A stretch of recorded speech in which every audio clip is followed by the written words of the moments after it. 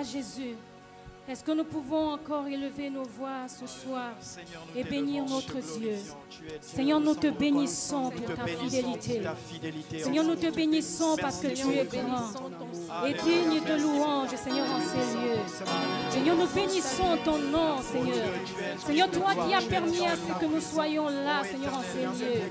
Glorifié, Seigneur, soit ton nom. Seigneur, Dieu de gloire, Dieu de miséricorde, nous voulons simplement, oh Dieu, te rendre tout l'honneur qui n'est dû qu'à toi. Te rendre l'honneur qui n'est dû qu'à toi, Seigneur. Ô éternel notre Dieu, Seigneur, nous venons à toi avec tout notre cœur. Nous venons à toi, Seigneur, humblement, Seigneur. Et nous voulons simplement que tu sois le maître, Seigneur, en ces lieux. Que tu sois, Seigneur, le premier, le dernier, l'unique, Seigneur. Ô éternel notre Dieu, nous allons encore élever nos voix. Et nous allons présenter nos cœurs à Dieu. Nous allons dire à Dieu que Seigneur, dispose mon cœur. Dispose mon cœur à te recevoir encore ce soir. Je voudrais recevoir quelque chose de particulier. Qu'aujourd'hui ne soit pas comme hier, mais que mon cœur soit disposé. Que je sois attentive à ta voix. Que je sois attentif à ta voix. Que je ne sorte pas de ces lieux privés de ta gloire. Élève encore ta voix. Éternel notre Dieu et notre Père. Voici mon cœur, éternel notre Dieu. Voici mon cœur. Parle à mon cœur ce soir. Parle à mon cœur, éternel. Seigneur, que ta parole tombe dans mon cœur. Seigneur, sur cette terre arrosée, afin qu'au Dieu, qu'elle produise du fruit en son temps. Éternel, notre Dieu, je voudrais véritablement que mon cœur soit disposé. Je veux, Seigneur, te recevoir ta parole qui est la vérité, ta parole qui est la vie. Éternel, notre Dieu et notre Père, à toi ce soir la gloire. Alléluia. Nous allons encore élever nos voix. Nous allons présenter la parole de Dieu.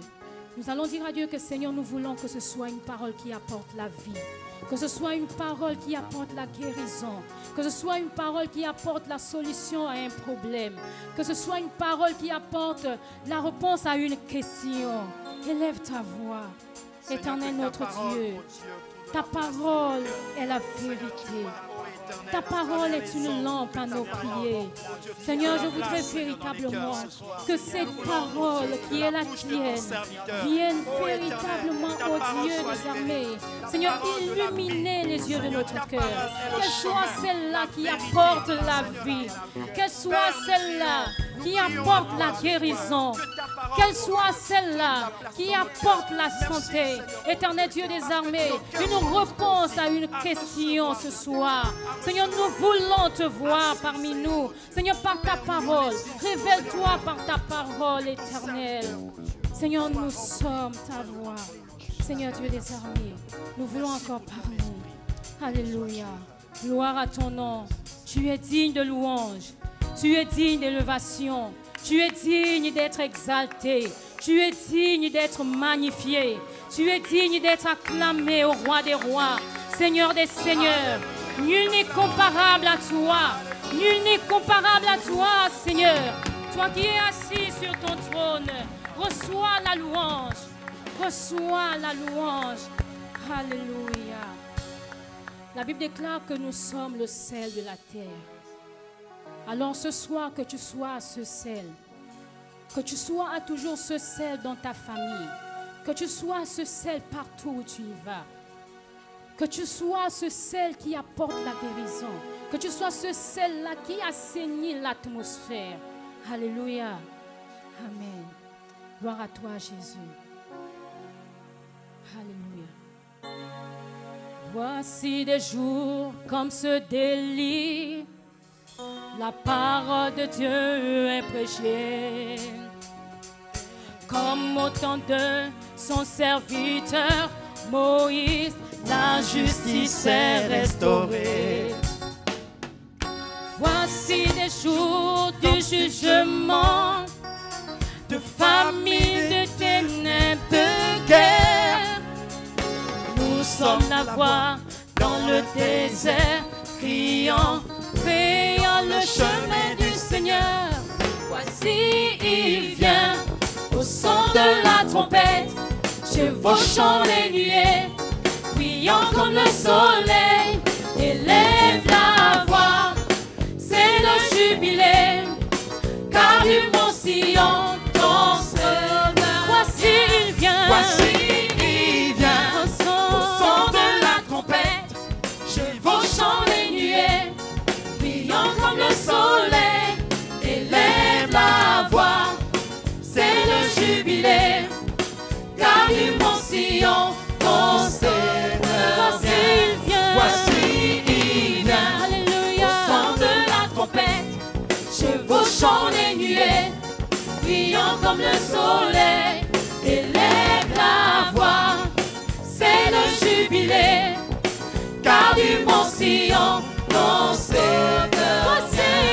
Voici il vient, au son de la trompette, chevauchant les nuées, brillant comme le soleil, élève la voix, c'est le jubilé, alléluia, car du mont Sion, ton sauveur. Voici il vient, au son de la trompette, chevauchant les nuées, brillant comme le soleil, élève la voix, c'est le jubilé, car du mont Sion, ton sauveur vient. Alléluia. Gloire à toi, Jésus. Tu es digne de recevoir nos louanges ce soir. Tu es digne de recevoir nos louanges éternelles. Parce que toi seul en es digne, oh Dieu. Alléluia.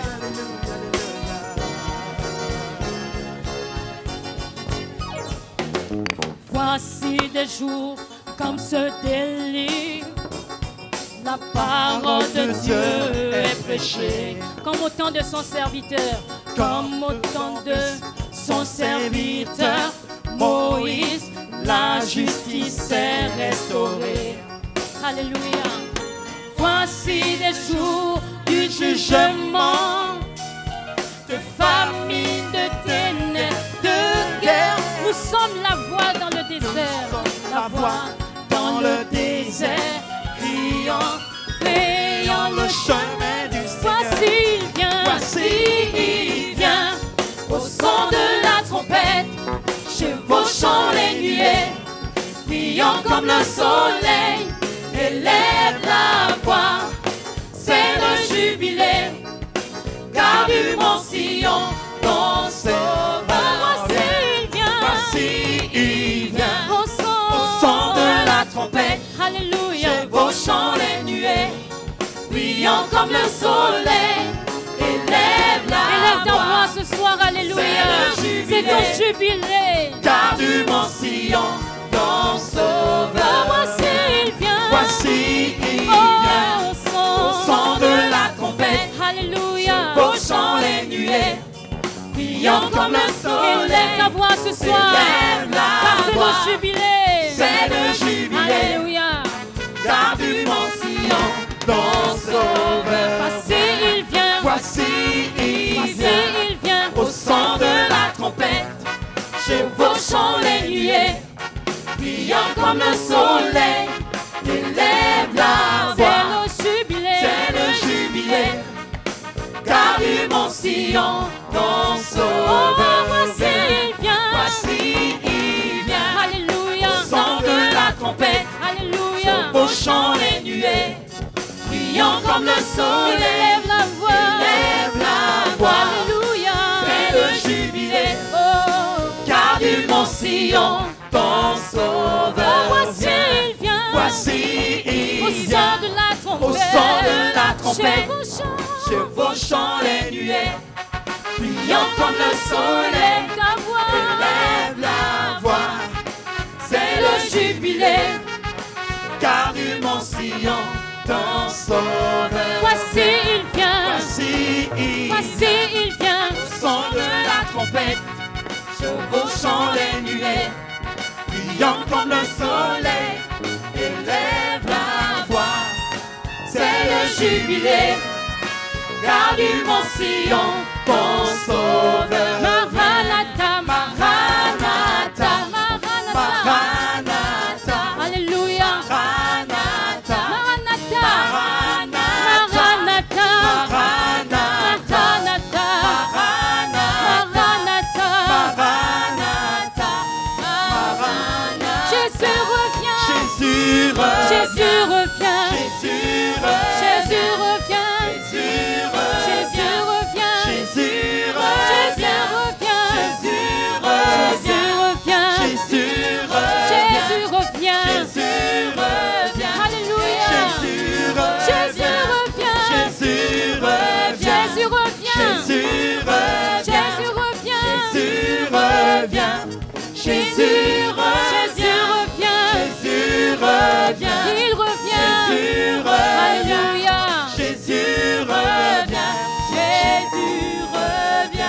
il vient.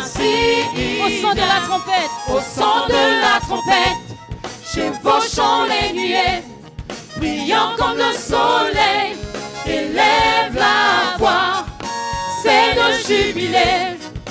Car du mont Sion, ton sauveur vient. Voici il vient.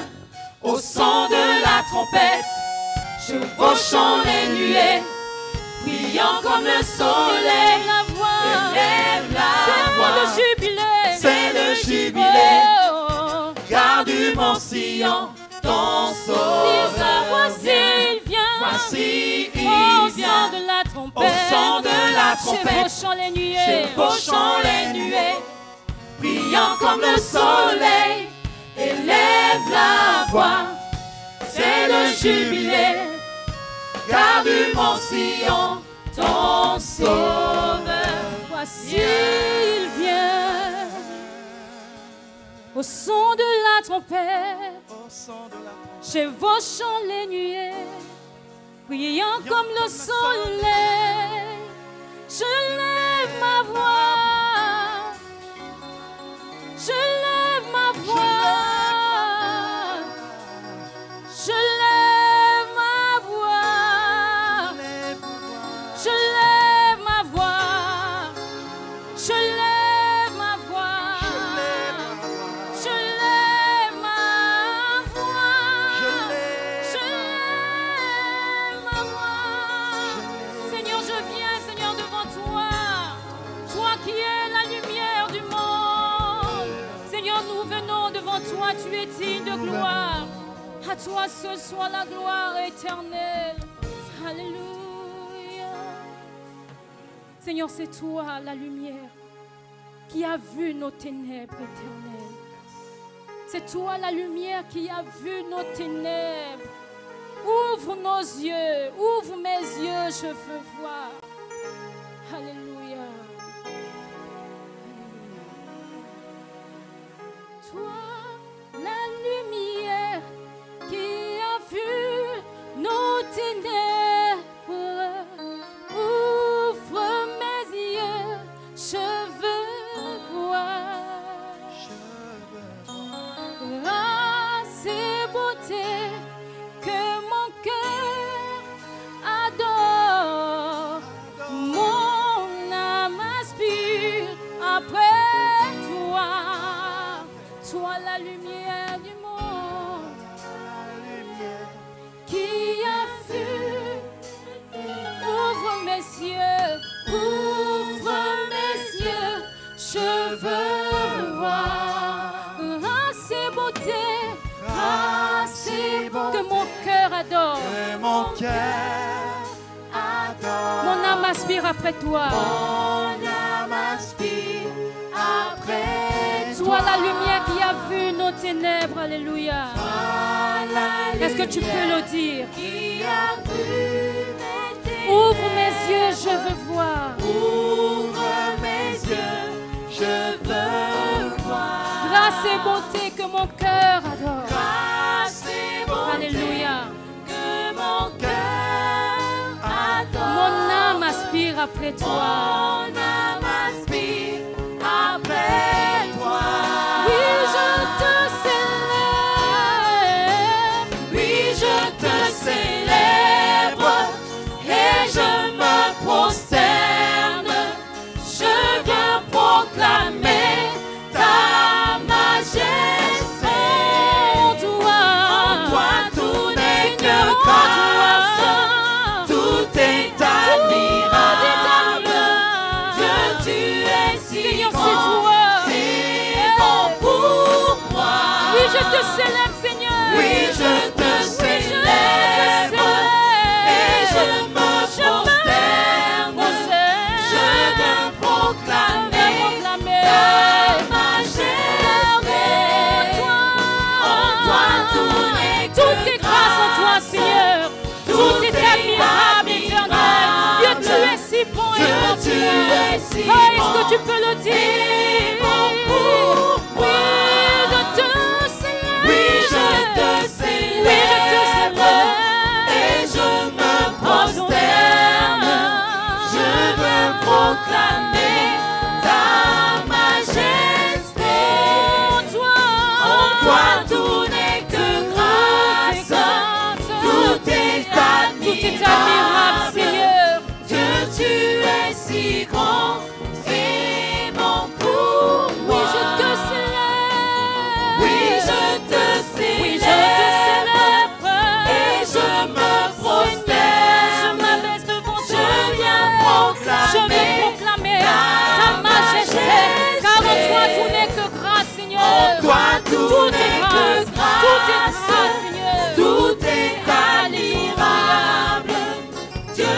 es si grand et bon pour moi.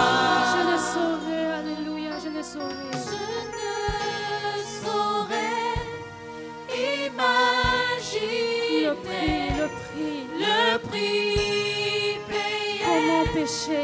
Pour mon péché. Je ne saurais. Je ne saurais. Seigneur, tu as tellement fait pour moi. Imaginer Tu as donné ta vie, Seigneur, pour moi. le prix Tu as payé de ta payé vie pour moi.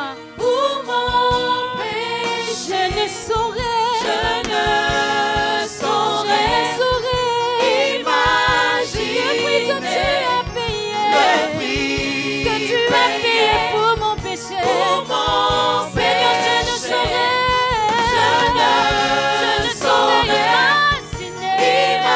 imaginer le prix payé pour mon péché. Je ne saurais imaginer le prix Seigneur, pourquoi tu payé m'aimes tant? pour Oh, mon je péché. ne saurais. Je ne saurais Alléluia. imaginer le prix payé pour mon Je ne saurais imaginer. Je ne Toi, tu m'as aimé au premier. Tu m'as retiré de la boue du péché. Tu m'as donné ta vie. Tu m'as donné ta vie éternelle. pour mon Je péché. ne saurais. Je ne saurais imaginer Seigneur, le prix. le prix payé Alléluia. pour mon Est-ce que tu peux le péché. dire avec moi? Je ne Oh saurais Seigneur, c'est toi qui m'as aimé. le prix Tu as payé le prix de ta pour vie. mon Je ne péché. saurais.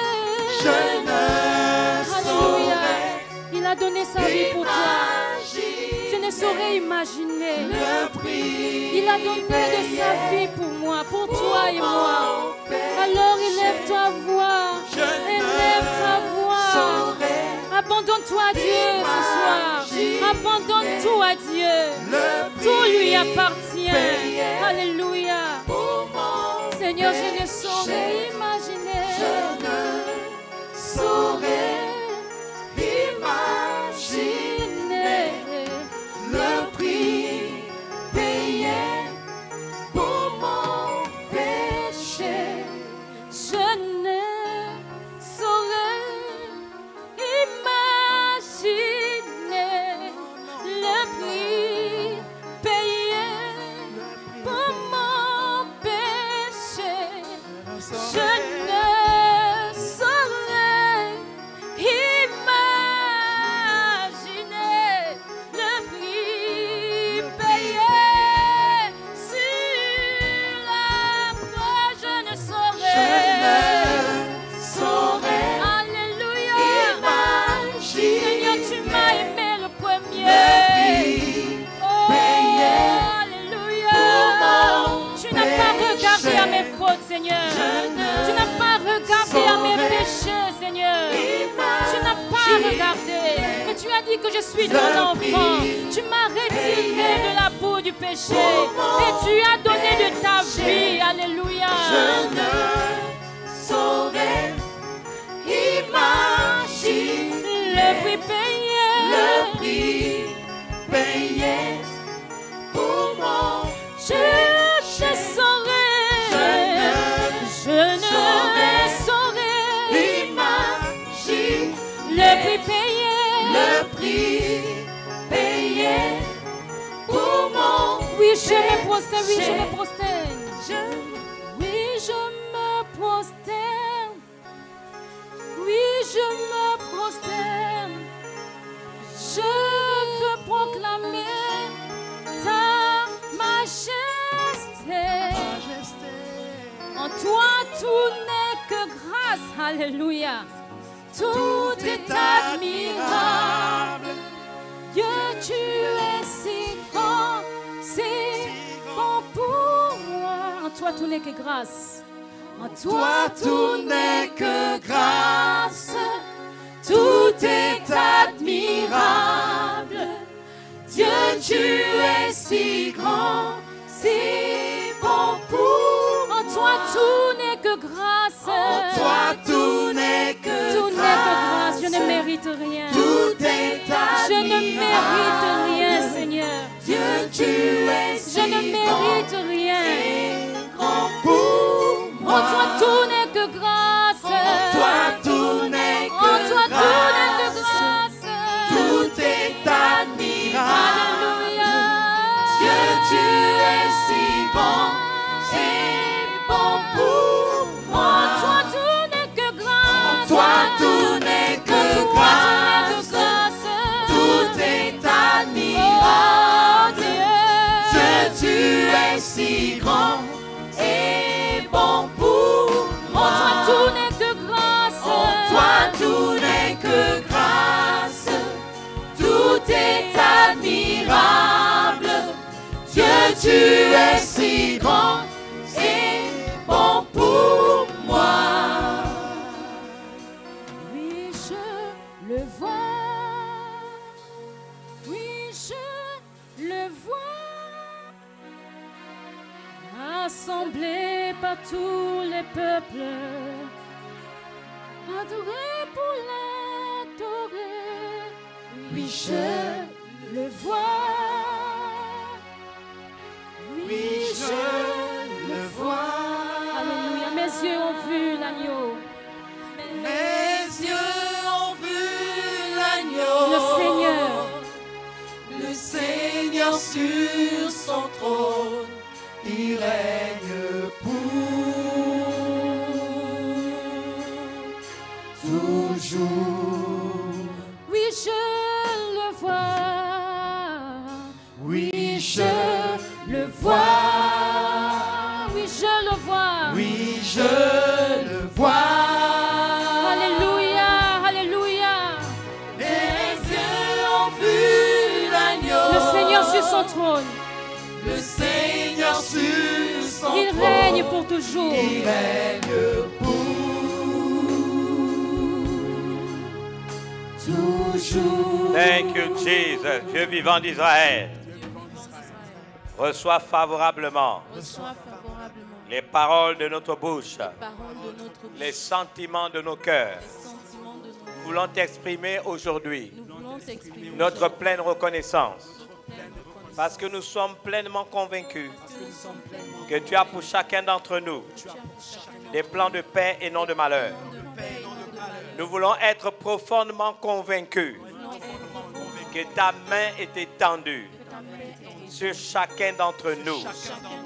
Nous pensons que nous nous trouvons ici, sur une terre sainte, un lieu de connexion avec le ciel, pour recevoir de toi tout ce qui est nécessaire à notre épanouissement spirituel.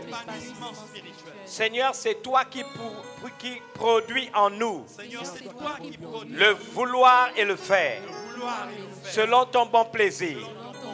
Et tu as préparé des bonnes œuvres d'avance afin que nous puissions les accomplir. C'est pourquoi nous nous tenons devant toi et nous avons fait le choix. Seigneur, chaque année, dans le cours du temps, de te réserver cette période de temps pour nous consacrer à toi, pour nous attendre à toi, nous laisser être restaurés, guéris, renouvelés, équipés, afin qu'il nous soit donné de relever les défis qui sont attachés à chacune de nos vies. En tant que personne individuelle, mais en tant que communauté, alors nous nous tenons devant toi.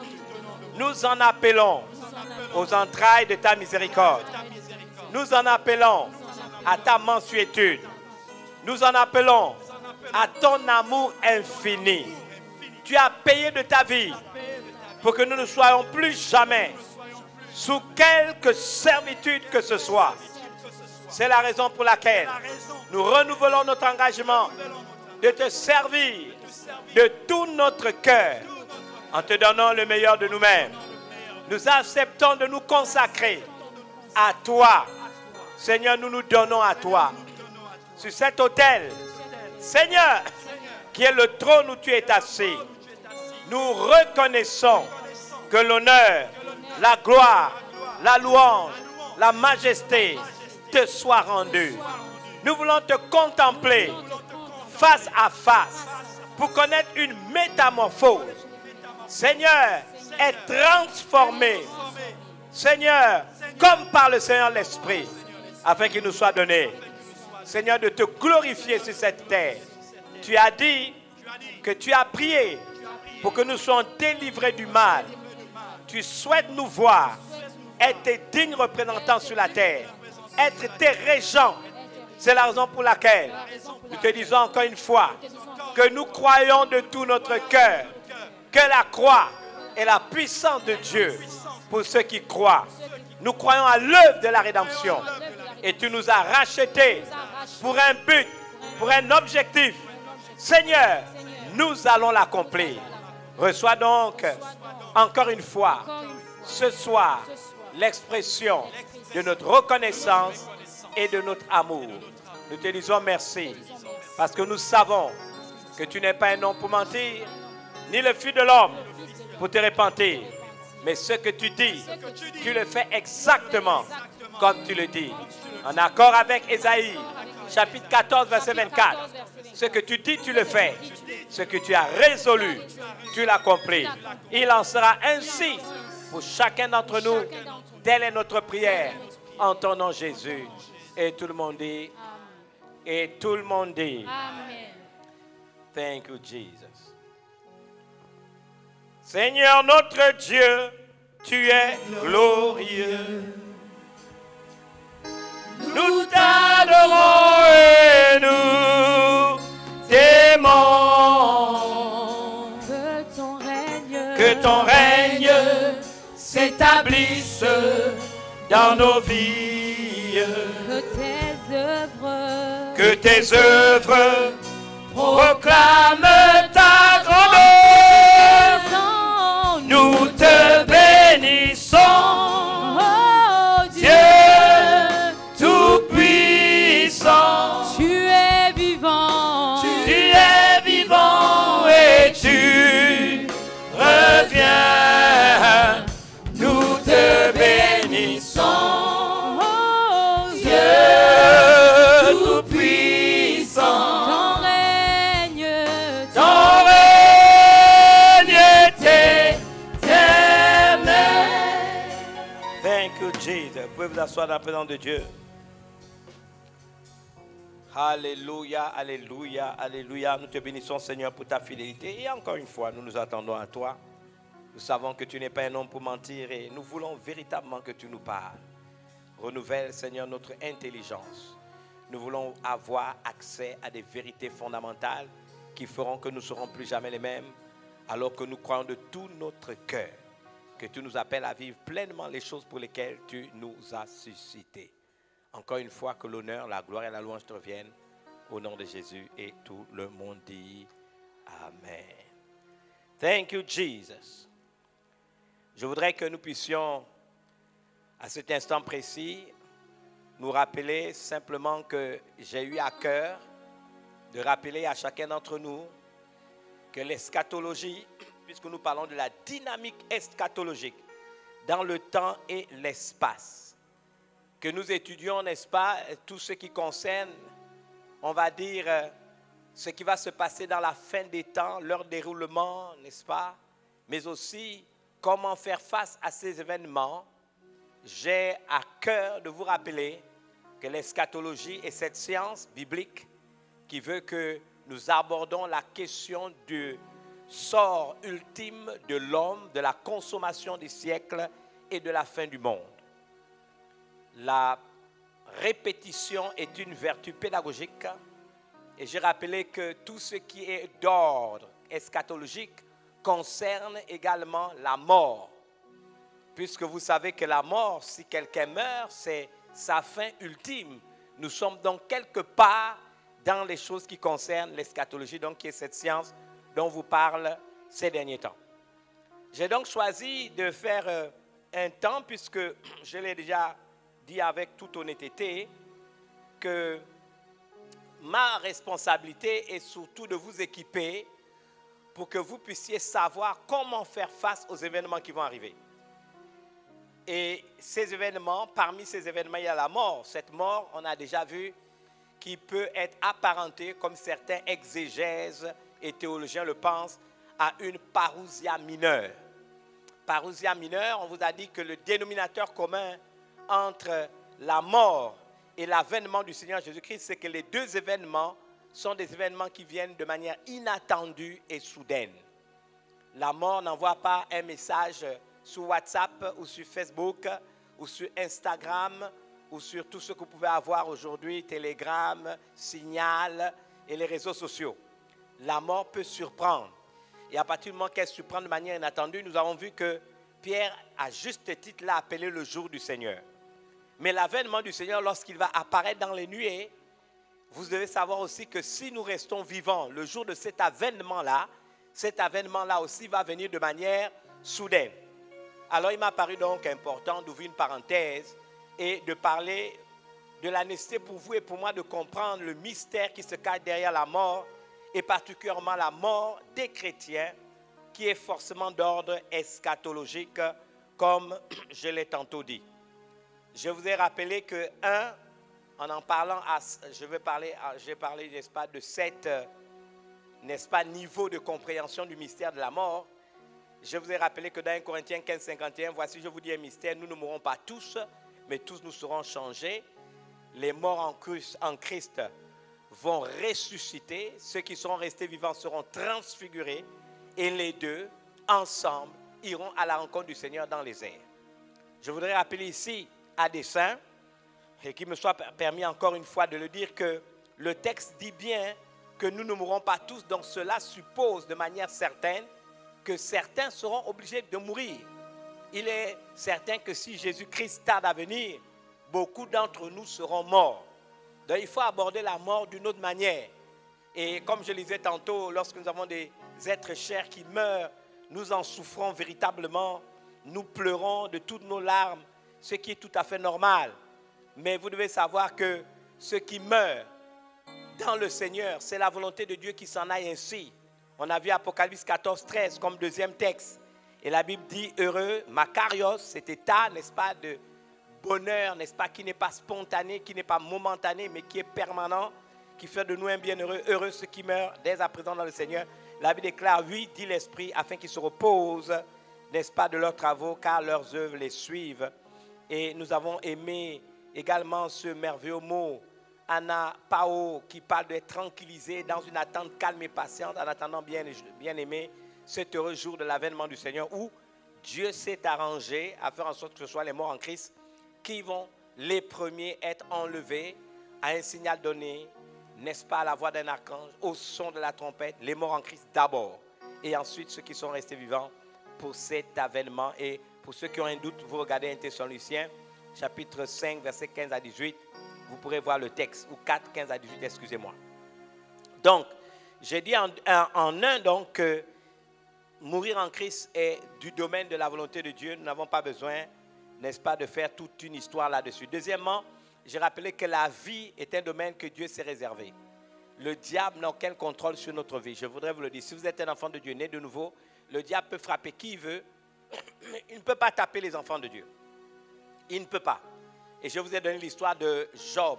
Même si quelque part, dès que nous sommes éprouvés, Satan veut se manifester, j'ai clairement établi la vérité fondamentale qui veut que même s'il fait un pari concernant ta vie, Dieu dira, ok, vas-y, fais ce que tu penses, mais ne touche pas à sa vie, parce que la vie est un domaine que Dieu s'est réservé. Seulement épargne sa vie, ne touche pas à sa vie. Nous avons eu assez d'exemples sur la question du texte de Job que nous avons lu à dessein hier. Même si le voleur ne vient que pour dérober, égorger, détruire, je dis à Satan, à tous les démons qui peuvent exister, que la vie est un domaine que Dieu s'est réservé. Vous lirez Job 2, 3 à 6. Qu'il me soit permis de vous rappeler que le voleur ne vient que pour dérober, égorger, détruire. Peu importe, même s'il est derrière, n'est-ce pas, en tant que, on va lui donner un titre aujourd'hui, maître d'œuvre, d'une volonté, n'est-ce pas, affirmée de sa part, de détruire votre vie, permettez-moi de vous donner cette assurance, c'est Dieu qui a le dernier mot. C'est Dieu qui contrôle nos vies. Ce n'est pas le diable. Rappelez-vous toujours Job 12, 10. La Bible déclare, Dieu tient dans sa main l'âme de tout ce qui vit, le souffle de toute chair d'homme. C'est Dieu qui tient la vie de l'homme dans sa main.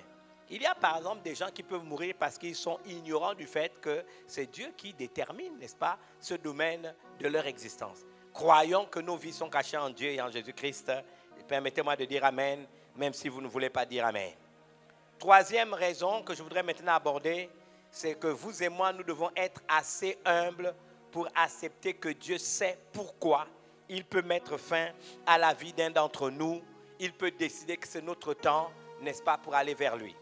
Si nous allons du principe que c'est Dieu qui cueille son fruit en son temps, nous devons aussi intégrer le fait d'accepter qu'il sait pourquoi, dans son omniscience, il met fin à l'existence de quelqu'un. Ça ne veut pas dire qu'on ne doit pas prier. On doit prier. Mais Dieu, dans son omniscience, sait. Et bien aimé, cela s'appelle faire preuve d'humilité. Je fais allégeance à Dieu. Je fais allégeance à Jésus. Je prie, je l'adore, je le loue. Il est mon maître, il est mon roi. Alors, si c'est lui qui a la maîtrise sur la vie, si c'est lui qui la contrôle, Seigneur, à l'heure que tu jugeras bon de me prendre, eh bien, prends-moi. J'aimerais vous lire un récit biblique. Le texte se trouve dans le livre de 2 Rois, chapitre 20. Ce livre est d'un grand enseignement. Je lirai à partir du verset 1 jusqu'au verset 7. En ce temps-là, Ézéchias fut malade à la mort. Le prophète Ésaïe, fils d'Amoz, vint auprès de lui et lui dit, « Ainsi parle l'Éternel, donne tes ordres à ta maison, car tu vas mourir. Et tu ne vivras plus. » Ézéchias tourna son visage contre le mur et fit cette prière à l'Éternel. « Ô Éternel, souviens-toi que j'ai marché devant ta face avec fidélité et intégrité de cœur et que j'ai fait ce qui est bien à tes yeux. » Et Ézéchias répandit d'abondantes larmes. Ésaïe, qui était sorti, n'était pas encore dans la cour du milieu lorsque la parole de l'Éternel lui fut adressée en ces termes. « Retourne et dis à Ézéchias, chef de mon peuple, ainsi parle l'Éternel, le Dieu de David, ton père, j'ai entendu ta prière, j'ai vu tes larmes, voici je te guérirai. Le 3e jour, tu monteras à la maison de l'Éternel, j'ajouterai à tes jours 15 années, je te délivrerai, toi et cette ville, de la main du roi d'Assyrie. Je protégerai cette ville à cause de moi et à cause de David. Retenez, c'est à cause de moi et à cause de David, pas à cause d'Ézéchias, mon serviteur. Ésaïe dit, prenez une masse de figues, on l'a pris et on l'appliqua sur l'ulcère, on va dire, d'Ézéchias guéri. Nous sommes dans 2 Rois 20, versets 1 à 7. Lorsque, j'aimerais vous dire, nous abordons le récit biblique que nous étudions en ce moment et les préceptes bibliques ou scripturaires pour avoir un éclairage et une compréhension certaine sur un certain nombre de sujets, il nous faut toujours avoir à l'esprit, je le répète à dessein, cette vérité biblique qui nous concerne d'un très haut degré ou niveau de responsabilité. D'autant, permettez-moi de vous le dire, que ces histoires, ces récits, ou bien ce principe particulièrement, a une portée eschatologique très évidente. Vous avez déjà lu 1 Corinthiens 10, 11. La Bible déclare, ces choses leur sont arrivées pour vous servir d'exemple et elles ont été écrites pour votre instruction, que ceux qui m'entendent à travers, n'est-ce pas, ce message là où vous êtes et ici en présentiel, dites avec moi, à nous qui sommes parvenus à la fin des siècles. Donc si ce qui est écrit pour nous qui sommes parvenus à la fin des siècles, sommes-nous d'avis que ça a une dimension eschatologique?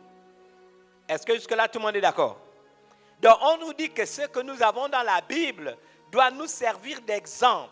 Les récits bibliques, c'est la raison pour laquelle je fais partie des enseignants de la parole qui disent nous devons lire le Nouveau Testament à la lumière de l'Ancien Testament et l'Ancien Testament à la lumière du Nouveau Testament. On dit ces choses leur sont arrivées pour vous servir d'exemple. Elles ont été écrites pour notre instruction à nous qui sommes parvenus à la fin des siècles. J'aimerais dire à quelqu'un que le prophète Ésaïe est un prophète majeur. Ce n'est pas les prophètes que nous voyons aujourd'hui, et je profite de l'occasion pour régler ce problème parce que je ne veux pas vous parler du nombre de coups de téléphone qu'on m'envoie pour me demander de régler les problèmes, mais Généralement, vous savez, je suis quelqu'un qui utilise la farine de la parole de Dieu pour assainir les eaux empoisonnées.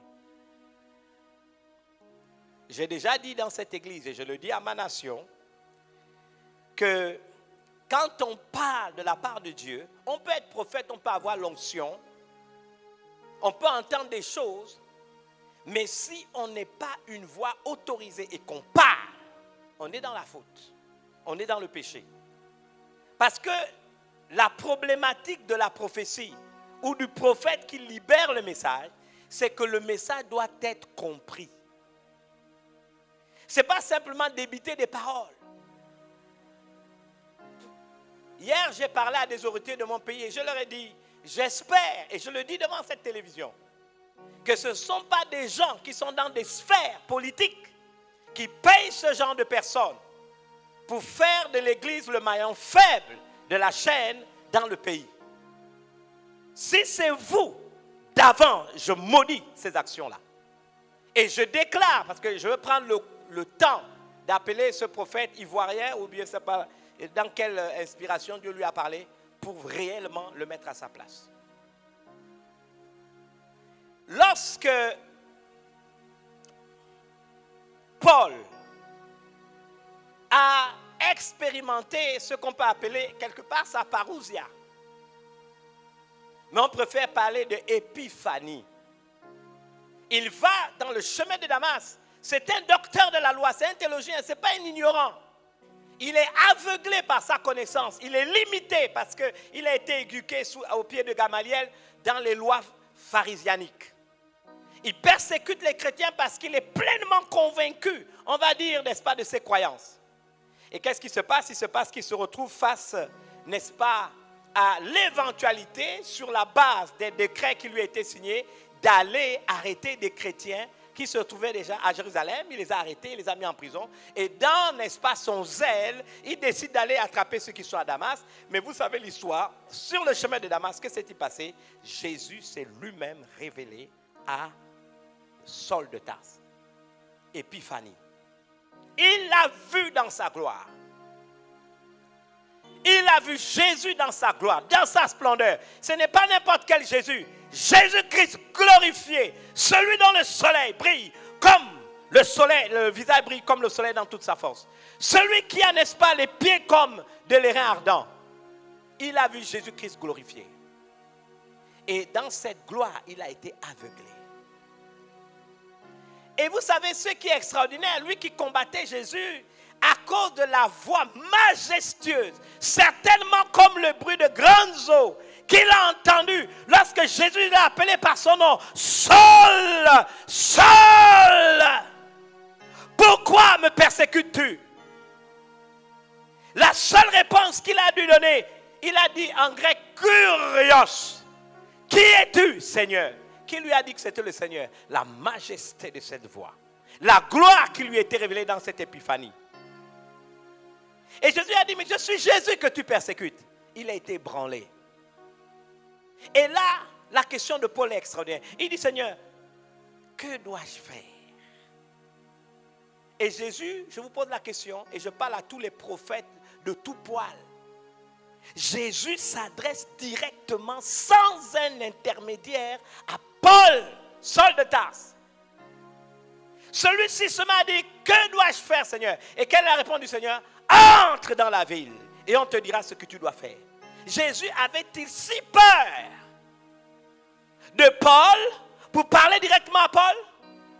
Mais dans un ordre divin, parce que Jésus ne viole pas l'ordre.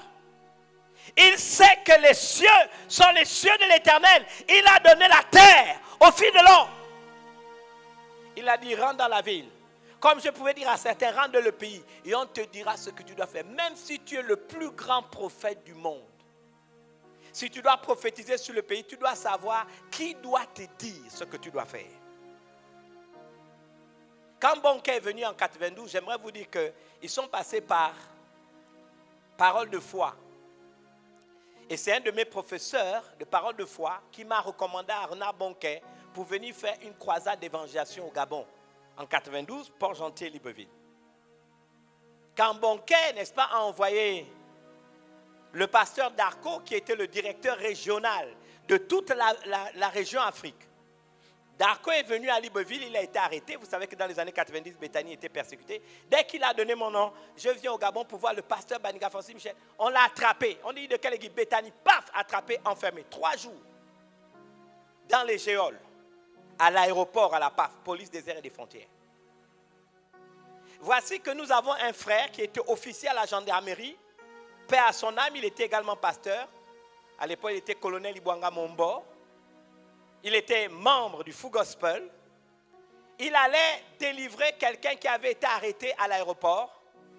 Et quand quelqu'un une de ses connaissances, il est parti, il a intervenu, on l'a fait sortir. Et en sortant, la personne qui l'a fait sortir lui dit, mais il y a quelqu'un là, c'est un homme de Dieu. Il devait voir un pasteur et on l'a arrêté. C'est comme ça qu'il va vers lui et Darko lui remet une enveloppe et dit, écrit clairement au révérend Francis Michel Baniga. Et puis il lui dit, mais c'est un pasteur, je le connais. Il lui a même dit, c'est un parent. Qu'est-ce que tu fais ici? Il dit non, on m'a attrapé, je ne sais pas pourquoi. Il va voir les gens de la police, il dit mais qu'est-ce qui se passe? Le gars explique, il dit mais signez-lui une délivrance, je m'en porte garant, laissez-le sortir. Il m'appelle encore qu'il est à l'aéroport, il me dit mais écoute, tu as quelqu'un qui vient de la part de Renard Bonquet et voilà, il faut que tu le reçoives. Il a été arrêté, ça fait 3 jours qu'il est là, sans manger, etc., sans se laver. Je fais quoi? Alors à l'époque, nous avons un cadre qui s'appelait Ndong Jacques, qui travaillait, vous vous rappelez, à la SCG, c'était même le directeur général adjoint, et je demande qu'on prenne le frère Ndong Jacques, je supplie le frère Ndong Jacques d'aller le récupérer à l'aéroport, de le déposer à l'hôtel du centre-ville, à l'ancien plan indépendant, vous voyez vers le commissariat central, ce grand hôtel, de payer la chambre, ça s'appelle à l'époque Monde de Cristal, et que j'allais aller le rendre visite à 15h. Ce monsieur, donc, on le prend à l'aéroport, donc Jacques le dépose, paye la chambre, m'appelle pour me dire, révérend, j'ai fait ce que vous m'avez demandé, il vous attend à 15h. Et puis le révérend Francis Michel Baniga, je m'en vais à 15h le voir.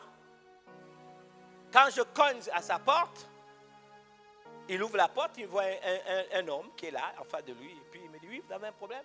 Et puis avec mon petit anglais, j'ai dit, yes, I want to see Mr. Darko. Il me dit, me, yes, I am Reverend Francis Michel Baniga. Et puis quand je dis je suis le révérend Francis Michel Baniga, il s'écroule, il se met à pleurer chaudement. Alors je suis choqué, je ferme la porte, je le console. Qu'est-ce que c'est pas? Il dit, je pensais voir un homme grand, vieux, barbe blanche et tout. C'est un enfant qu'on me présente. Alors je dis, enfant ou pas enfant? Si vous cherchez le pasteur Baniga, c'est moi. Et on a discuté un peu et il s'est mis à pleurer. Et il m'a dit ceci. Lorsqu'on m'a arrêté les 3 jours, le Saint-Esprit m'a demandé de prier pour toi. Je me suis dit, dans la porte de la ville, si la mention d'un homme peut agiter les gens, c'est que cet homme n'est pas n'importe qui. Et quand il s'est mis à prier pour moi pendant 3 jours, le Seigneur l'a rassuré qu'il allait sortir, mais le Seigneur lui a dit, écoute, l'homme que tu verras là, c'est un Ananias dans ce péri. Et il lui a dit, il te dira ce que tu dois faire. Et je lui ai dit ce qu'il devait faire. Il a compris que c'était ça mon rôle. Et je lui ai dit, écoute, on peut faire la croisade, même si j'ai été recommandé. J'ai dit, nous allons aller prendre le pasteur Jude Benjamin Goua, nous allons aller prendre le pasteur de l'Alliance, nous allons aller prendre, et nous avons vu papa Simon et Semengan qui nous avaient beaucoup aidés. Nous avons mis le comité et le succès de ces 2 campagnes et du fait qu'on avait assemblé un certain nombre de personnes. Mon rôle en tant qu'un de l'Ananias était de lui dire ce vrai. Aujourd'hui, les prophètes, vous voyez, ce que vous voyez aujourd'hui, ce n'est pas un problème propre au Gabon. Je vous rappelais hier une vérité biblique. On dit si nous combattons sur la chair, nous vivons dans la chair, nous ne combattons pas sur la chair. Les armes avec lesquelles nous combattons ne sont pas charnelles, elles sont puissantes par la vertu de Dieu pour détruire les forteresses. Nous renversons les raisonnements de toute hauteur qui s'élèvent contre la connaissance de Dieu et nous ramenons toute pensée captive à l'obéissance de Christ. Verset 6, nous sommes prêts à punir toute désobéissance quand votre obéissance sera complète. Je dis même au corps de Christ du Gabon, à l'élite pastorale du pays, ce qui se passe là, c'est d'abord nous qui sommes fautifs. Dans notre propre pays, il n'y a pas d'ordre. Vous vous plaignez qu'un Ivoirien. Ces gens-là ne peuvent faire des choses que dans un environnement où il y a du désordre. Quand vous faites taire dans une nation la voix prophétique, le diable suscitera ses prophètes. Vous êtes désordonnés dans la nation. Et vous vous indignez. Je regardais tout à l'heure dans, n'est-ce pas, les plateformes de tous les pasteurs. Tout le monde est indigné. Mais est-ce que vous-même, vous êtes dans l'ordre et la discipline? J'ai dit, il peut y avoir plusieurs prophètes. Il peut y avoir plusieurs personnes qui parlent. Je peux être une voix dans mon église. Je peux être une voix dans ma province. Je peux être une voix dans mon quartier. Je peux être une voix dans mon ministère. Mais quand il s'agit d'être une voix qui parle à la nation, il n'est pas forcé, parce que je suis prophète, d'être une voix autorisée. Ça ne veut pas dire que vous ne pouvez pas avoir une prophétie, mais allez voir celui qui est la voix autorisée, expliquez-lui la prophétie, dites-lui ce que Dieu vous a dit. Dieu est un Dieu d'ordre. Ça, c'est du désordre. Ça n'honore pas Dieu. Et ça donne du grain à moudre dans les sphères du pouvoir où souvent, malheureusement, nous avons des ennemis de la croix. Ils ont des alibis pour ne pas donner du crédit à la chrétienté. Mais ce que ce monsieur peut faire, la première fois, c'était une prophétie anonyme, avec une malédiction qui devait venir du Cap Exeyas. Après, c'était, n'est-ce pas, une deuxième prophétie, toujours du même pays, où quelqu'un peut oser librement dire que le président du pays du Gabon est dans un sarcophage égyptien, et tout le monde entend ça. Et maintenant, c'est quelqu'un qui parle de coup d'État et autre chose. Mais les pasteurs gabonais, les prophètes gabonais et tous les ministres du culte gabonais, mettons-nous d'abord en cause nous-mêmes. Parce que vous avez fait taire la voix prophétique. Être une voix prophétique ne veut pas dire qu'on est prophète. Mais ça peut être une voix investie de l'autorité de Dieu pour parler à la nation. Et ce désordre que nous voyons, nous sommes les premiers responsables. Nous sommes prêts à punir toute désobéissance quand votre obéissance sera complète. Donc Ésaïe là dont je parle, c'est pour ça que j'ai fait, n'est-ce pas, cette petite parenthèse. C'est un prophète majeur. Ce n'est pas un prophète de quartier, c'est une voix autorisée. Dieu lui dit, va dire à Ézéchias, il va mourir. Il va chez Ézéchias et lui dit, allez, mets de l'ordre dans ta maison, règle tes affaires, règle tes problèmes d'héritage. Tu vas mourir, tu ne vivras plus. L'homme d'Ézéchias se tourne vers le mur, se met à prier et commence à dire à Dieu ses états de service. Il a été sommé de donner des ordres à sa maison, mettre tout en ordre, tout ce qui doit l'être. Sa réaction est tragique. Il pleure, il rappelle à Dieu ses états de service, verse d'abandonnantes larmes, au point qu'avant même que le prophète ne sorte hors du palais, l'Éternel interpelle, n'est-ce pas, le prophète Ésaïe, lui signifie qu'il a changé d'avis, il donnera encore 15 ans à Ézéchias. Il lui donnera encore 15 ans de vie. Mais permettez-moi de vous dire que je vous ai donné un principe eschatologique tout à l'heure dans 1 Corinthiens 10, 11. Je vous dis c'est une dimension eschatologique et qui doit nous engager à une grande responsabilité. Ces choses leur sont arrivées pour vous servir d'exemple et elles ont été écrites pour notre instruction. À qui? À nous qui sommes parvenus à la fin des siècles. Permettez-moi de vous dire quelque chose. En toute situation, il nous faut opter pour en savoir assez sur la volonté de Dieu. Déjà, vous savez, la Bible déclare, ne vous conformez pas au siècle présent, mais soyez comment transformés par le renouvellement de l'intelligence, afin que vous discerniez quelle est la volonté de Dieu, ce qui est bon, agréable et parfait.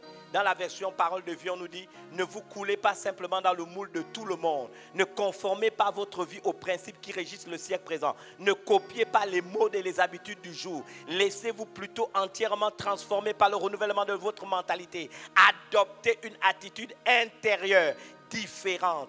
Adoptez une attitude intérieure différente. Donnez à vos pensées une nouvelle orientation afin de pouvoir discerner ce que Dieu veut de vous. Ainsi, vous serez capable de reconnaître ce qui est bon à ses yeux, ce qui lui plaît et ce qui vous conduit à une réelle maturité.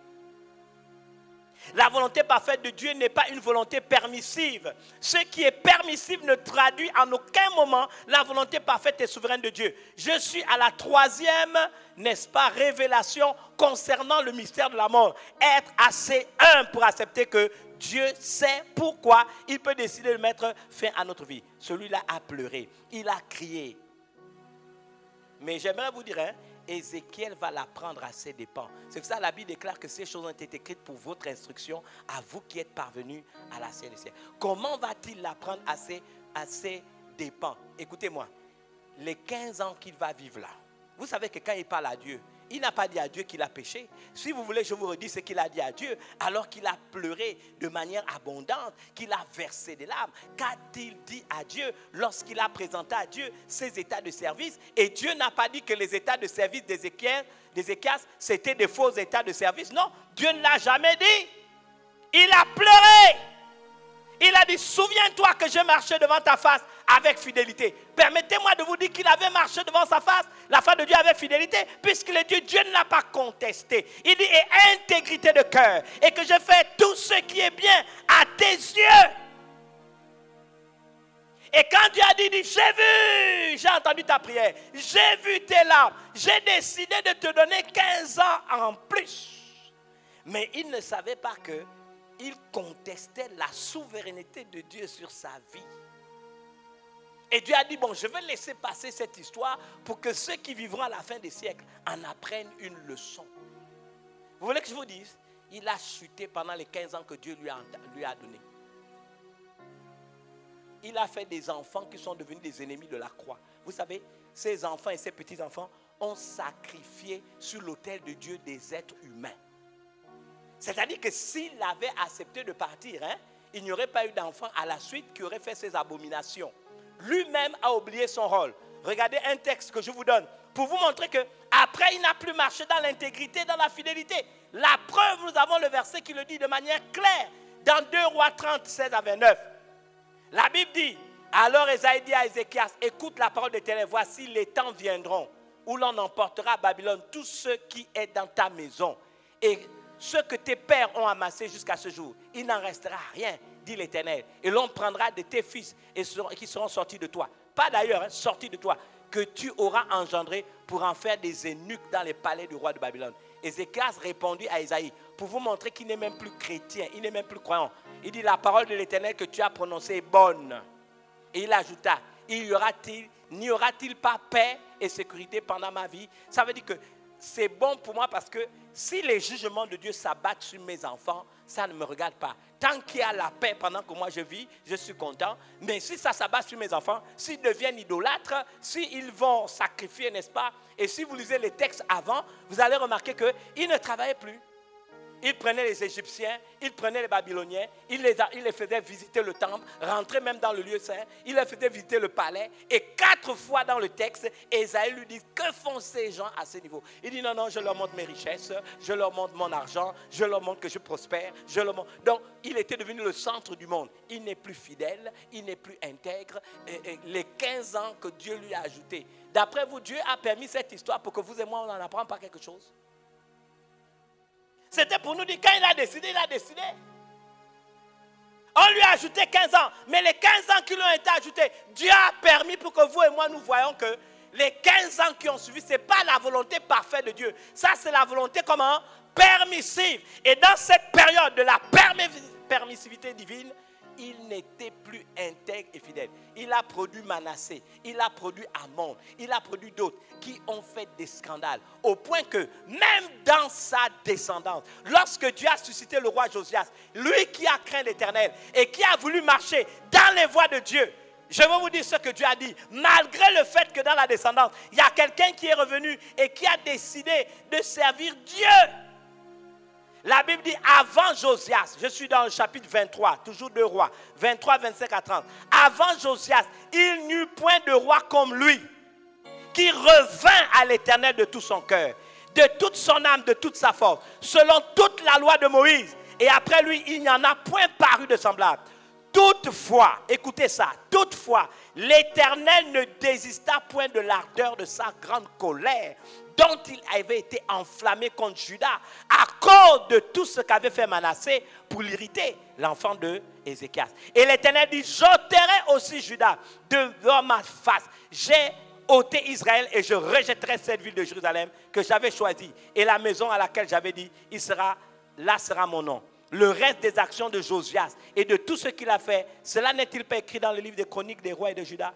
De son temps, Pharaon Nécho, roi d'Égypte, monta contre le roi d'Assyrie, vers le fleuve de l'Euphrate. Le roi Josias marcha à sa rencontre et Pharaon le tua à Megiddo. Dès qu'il le vit, ses serviteurs l'emportèrent mort sur un char. Ils l'amenèrent à Médigo, à Jérusalem, et ils l'enterrèrent dans son sépulcre. Et le peuple du pays prit Joachaz, fils de Josias, et loignirent et le fit roi à la place de son père. Bien aimé, même Josias, Dieu a frappé. Dieu n'a pas regardé que bon parce qu'il est bon. Dans une autre version, j'ai lu que Dieu céda à son courroux. C'est-à-dire, il voit le gars et dit, mais voilà au moins quelqu'un qui me sert. Voilà quelqu'un, mais le souvenir qu'il est le petit-fils de quelqu'un. Le souvenir qu'il est l'enfant de quelqu'un. Il dit, non. Je ne peux pas oublier. Mais la faute vient de quelqu'un qui devait mourir et qui a contesté la décision divine. Je termine en disant à certains d'entre vous, quand on est en deuil, je vous donnerai d'autres principes plus tard, on n'a pas à contester ce que Dieu dit. Est-ce que Dieu est le Dieu des miracles? Oui. Est-ce que Dieu ressuscite les morts? Oui. Je voudrais vous dire quelque chose.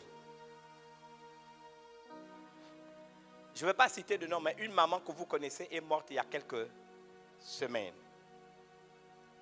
La révérende et moi, nous sommes partis la visiter. Elle était malade, nous avons prié pour elle.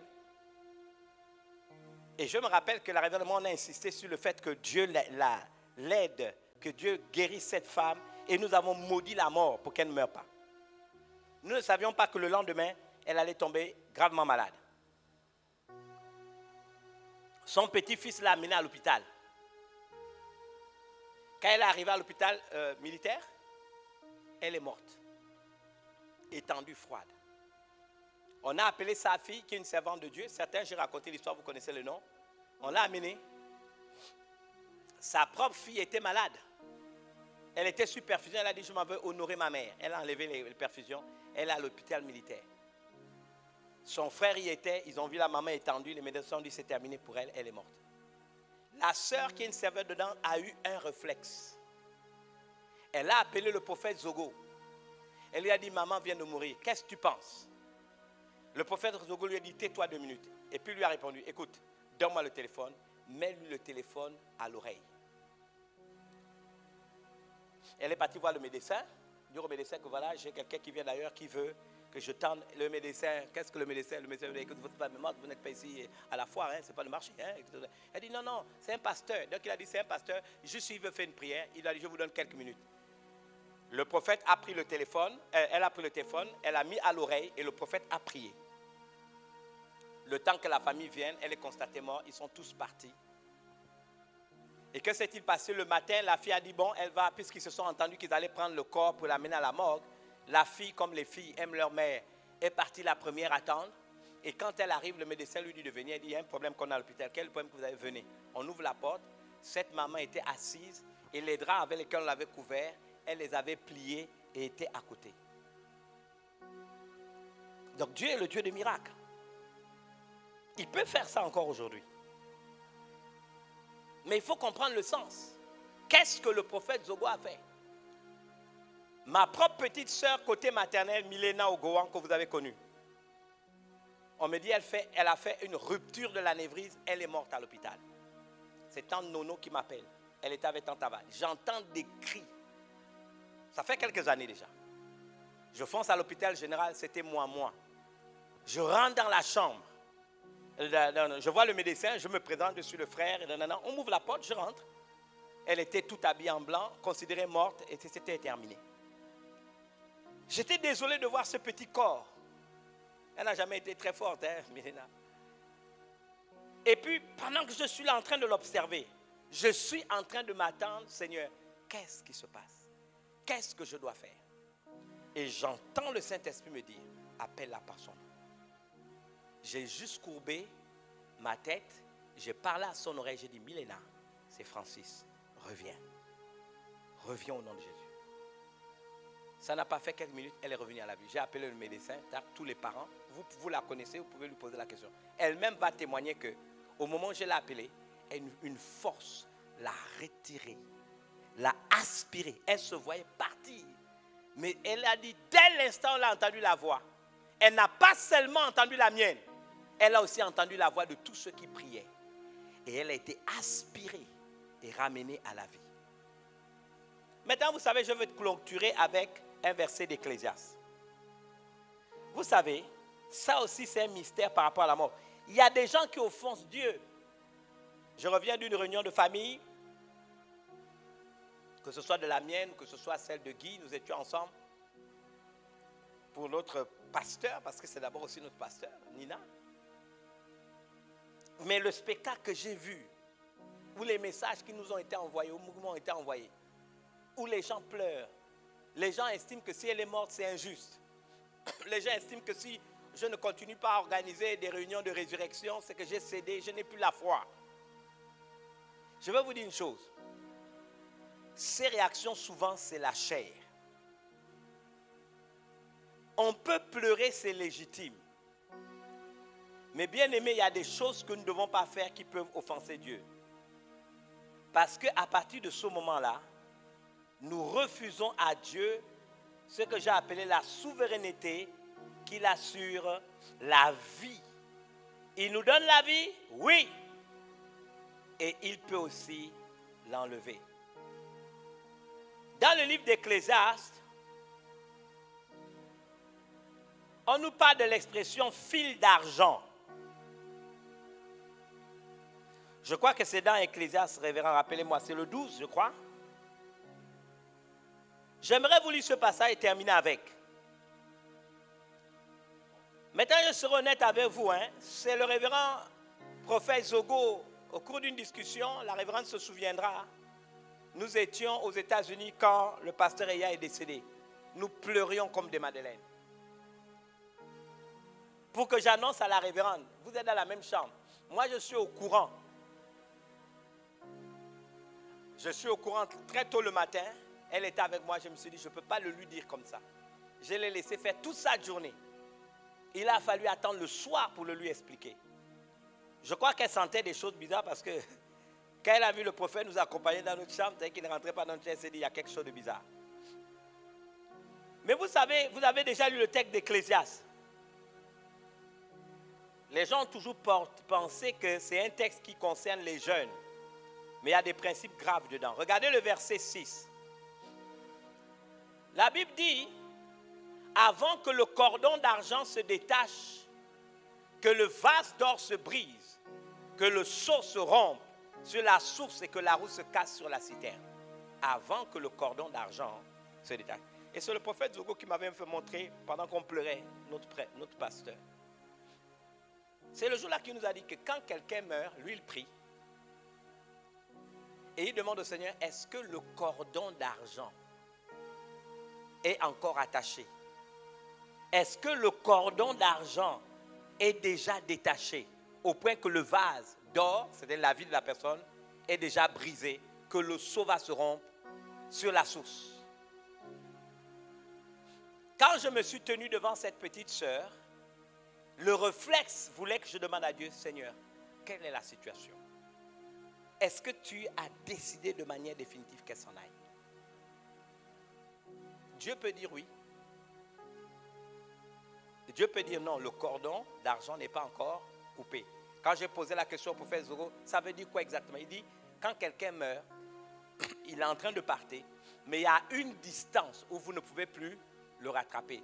Donc vous devez intercéder dans la période où la distance est encore, n'est-ce pas? Cette distance qui permet que le cordon n'est pas encore détaché. Est-ce qu'il y a des gens qui m'entendent? Donc pourquoi les gens ne veulent pas être conduits par l'esprit? Vous voulez être conduits par vos émotions? C'est la chair qui va vous dicter ce qu'il faut faire. C'est la raison pour laquelle si vous avez un parent qui meurt, la première réaction c'est de dire, Seigneur, qu'en est-il? S'il vient de partir, que le cordon n'est pas encore rompu, vous pouvez le ramener à la vie. Vous pouvez prier. Mais si le cordon est détaché, on l'appelle le cordon d'argent. Vous ne pouvez plus rien faire.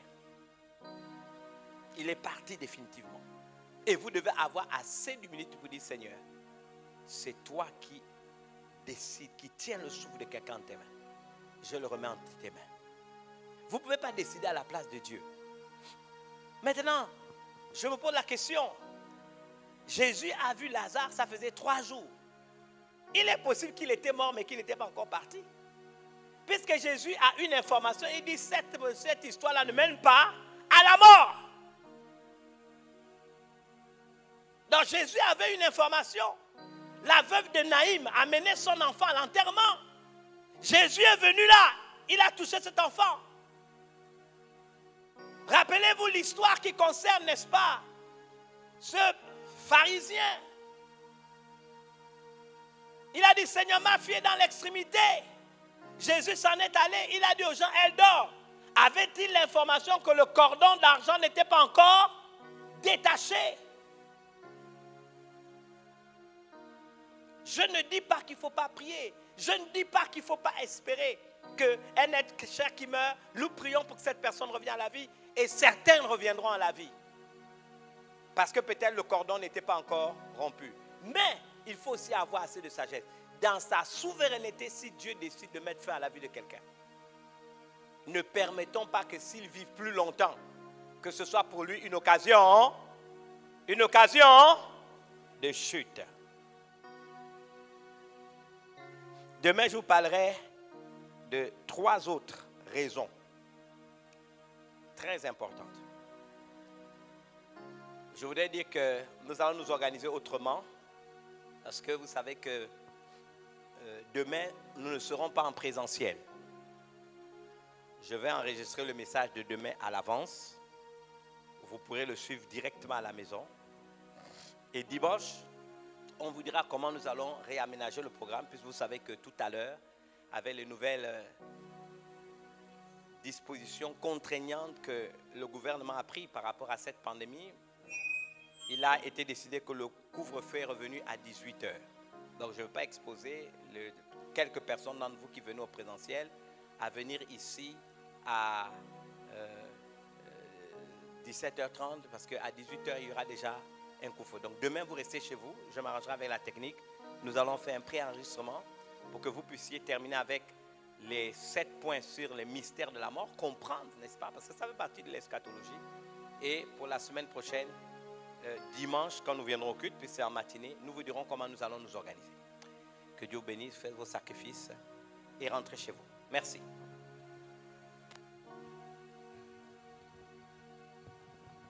Comment te dire ce que je ressens? Tes bienfaits sont trop grands. Du fond de mon âme coule des larmes qui traduisent mes silences. Comment te dire ce que je ressens? Tes bienfaits sont trop grands. Du fond de mon âme coule de larmes qui traduisent mes silences. Que ma vie soit une fleur, un parfum pour toi, Seigneur. Que ma vie soit une fleur, un parfum de bonne odeur. Devant toi je me répands. Fais de moi ce que tu voudras.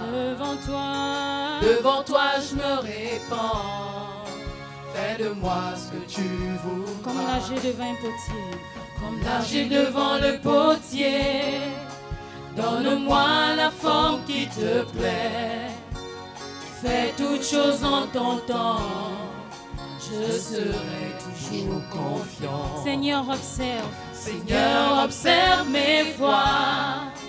Garde-moi près de ta croix.